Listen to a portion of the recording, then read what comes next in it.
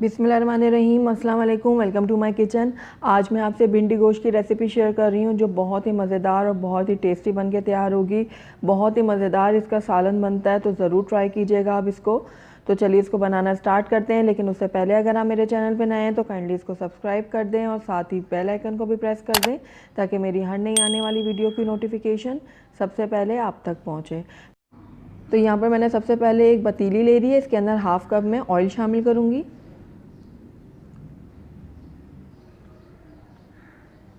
तो ऑयल जैसे ही थोड़ा सा गर्म होगा तो इसके अंदर मैं प्याज ऐड करूँगी। तो प्याज यहाँ पर मैंने 2 मीडियम ली थी, उसको मैंने काट लिया है, ये मैं इसमें ऐड कर रही हूँ। अब प्याज़ों को मैं थोड़ा सा नरम कर लूँगी। प्याज को हमने बहुत ज़्यादा कलर नहीं देना, बस हल्का सा नरम ही करना है। तो देखिए प्याज हमारे अच्छे से नरम हो चुके हैं। अब इस टाइम पे आकर इसके अंदर मैं मटन शामिल करूँगी। तो ये आधा किलो मटन है, ये मैं इसमें ऐड कर रही हूँ। आप चाहें तो बीफ का भी इस्तेमाल कर सकते हैं।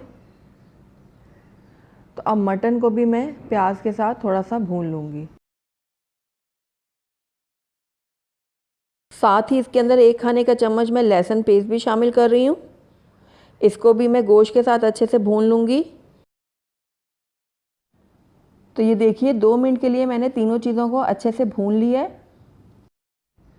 अब इसके अंदर टमाटर जाएगा, तो यहाँ पर एक बड़ा टमाटर लिया था मैंने, उसको मोटा मोटा मैंने काट लिया है, ये मैं इसमें ऐड करूँगी। साथ ही 1 खाने का चम्मच जाएगा धनिया पाउडर। नमक जाएगा इसमें हस्ब ज़रूरत। हल्दी जाएगी ½ टी स्पून। अब इन तमाम चीज़ों को अच्छे से मिक्स कर लूँगी मैं।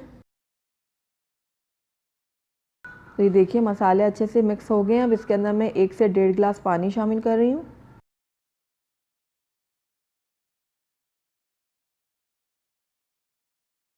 मिक्स कर लूँगी इसको भी।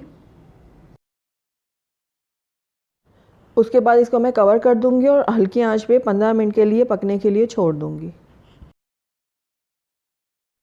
तो तकरीबन 15 मिनट हो गए हैं गोश्त को पकते हुए। अब इसके अंदर मैं लाल मिर्चों का पाउडर ऐड करूँगी। तो तकरीबन 1 खाने का चम्मच मैंने यहाँ पर लाल मिर्चों का पाउडर लिया, ये मैं इसमें ऐड कर रही हूँ। लाल मिर्चों को आप अपने टेस्ट के अकॉर्डिंग डाल सकते हैं। तो मिक्स कर लूँगी इसको मैं। उसके बाद इसको मैं दोबारा से कवर करूँगी और गोश्त के गलने तक पका लूँगी। जब तक गोश्त हमारा गलता है हम भिंडियों को यहाँ पर कट कर लेते हैं। तो यहाँ पर मैंने 1 पाव से कम थोड़ी सी भिंडी ली है और इसको अच्छे से मैंने धो लिया था। अब इसको मैं कट कर लूँगी। तो ये देखिए इस तरीके से मैं ऊपर और नीचे से इसको काट रही हूँ। उसके बाद इसको मैं बीच से इस तरीके से चीरा लगा लूँगी, ये देखिए इस तरीके से, और इसको एक प्लेट में रखती जाऊँगी। इसी तरीके से मैं बाकी भिंडियों को भी कट कर लूँगी। ये देखिए सारी भिंडियों को मैंने कट कर लिया है। अब इसके अंदर काली मिर्च मैं भरूंगी। तो यहाँ पर मैंने 1 खाने का चम्मच जो है वो काली मिर्च का पाउडर लिया है। अब भिंडी को मैं इस तरीके से उठाऊंगी और जहाँ पर हमने कट लगाया हुआ था इसको इस तरीके से पकड़ के और 2 चुटकी जो है वो काली मिर्च ऐड कर दूँगी इस तरीके से, ये देखिए, और इसको यूँ मुँह बंद कर लूँगी। एक तरफ रखती जाऊँगी इसको। इसी तरीके से मैंने एक और उठाई और इसके जो हमने कट लगाया था इसमें 2 चुटकी मैंने काली मिर्च डाली।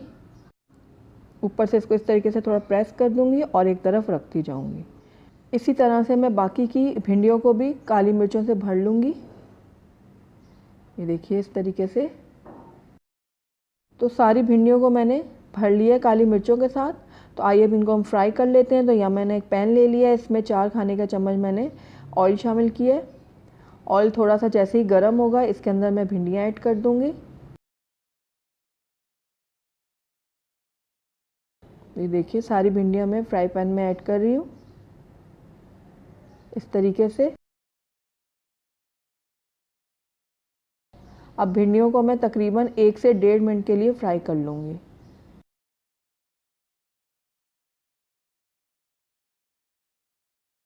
तो ये देखिए भिंडियाँ जो है वो अच्छे से फ्राई हो गई हैं हमारी। अब फ्लेम को मैं ऑफ़ कर दूँगी और इनको मैं एक तरफ रख दूँगी।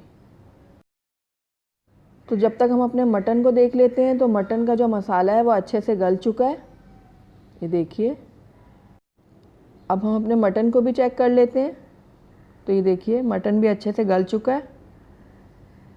तो बस अब 1 से 1.5 मिनट के लिए मैं इसकी भुनाई कर लूँगी।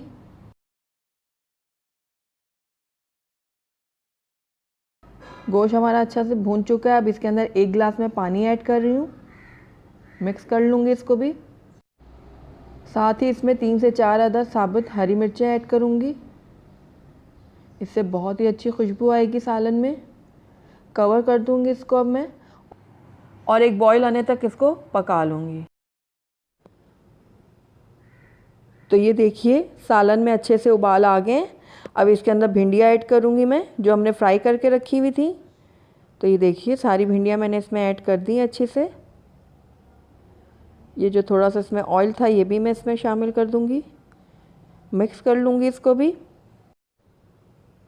अब इसको मैं दोबारा से कवर कर लूँगी और तकरीबन 5 मिनट के लिए इसको हल्की आंच में पका लूँगी। तो 5 मिनट हो गए हैं इसको पकते हुए। तो आइए हम अपने शोरबे को चेक कर लेते हैं। तो ये देखिए शोरबा बिल्कुल परफेक्ट है। मुझे यही कंसिस्टेंसी चाहिए इसकी। अगर आपको गाढ़ा ज़्यादा पसंद है तो आप मज़ीद इसको पानी को ड्राई कर लीजिएगा। तो बस अब मैंने फ्लेम को ऑफ़ कर दिया। इसके ऊपर मैं गरम मसाला छिड़कूँगी पिसा हुआ, देखिए इस तरीके से, और इसको मैं कवर कर दूँगी और 5 मिनट इसको ऐसे ही रहने दूँगी।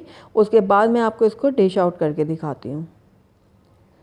अल्हम्दुलिल्लाह हमारा बहुत ही मज़ेदार, बहुत ही टेस्टी भिंडी गोश्त का सालन बन के तैयार है।